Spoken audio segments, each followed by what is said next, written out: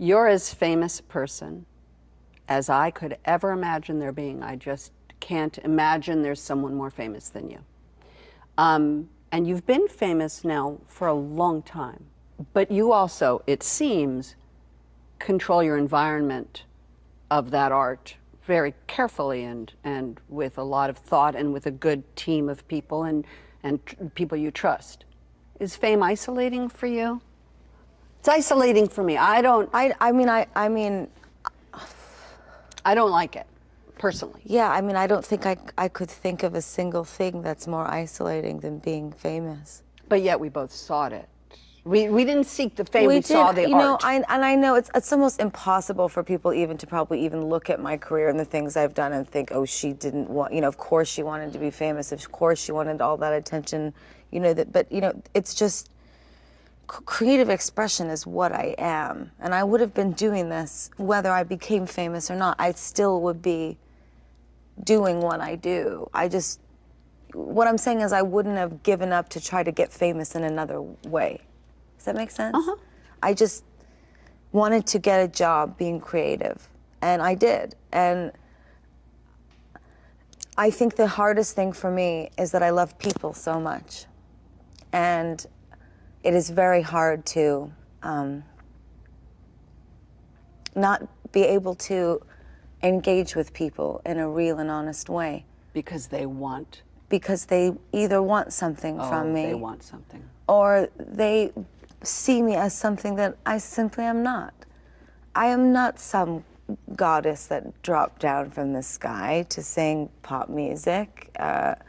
I'm not some extra incredible human person that needs to be told how wonderful they are all day and kissed and told how incredible. I don't need any of that. Truly, my purpose on this earth is to make people happy and heal people through music. That's what I am to do, to create fantasies that allow people to not just escape, but to see that there is the potential for magic in life.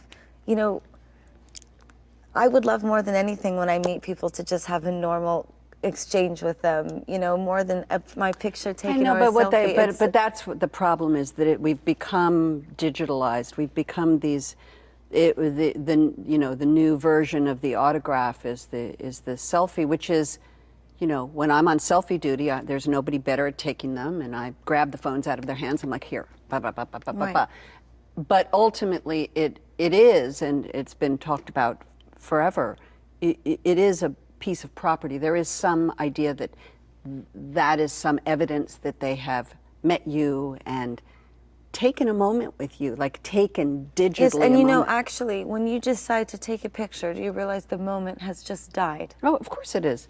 I think that I hope through, you know, the more work that I do and the more that I create, that I can, you know, be a part of changing that, not just for myself, but for, you know, other artists, and that we can all, you know, support each other and, you know, changing fame culture a bit as well, and hopefully inspiring people to see that, like, we are real people that just love to make art.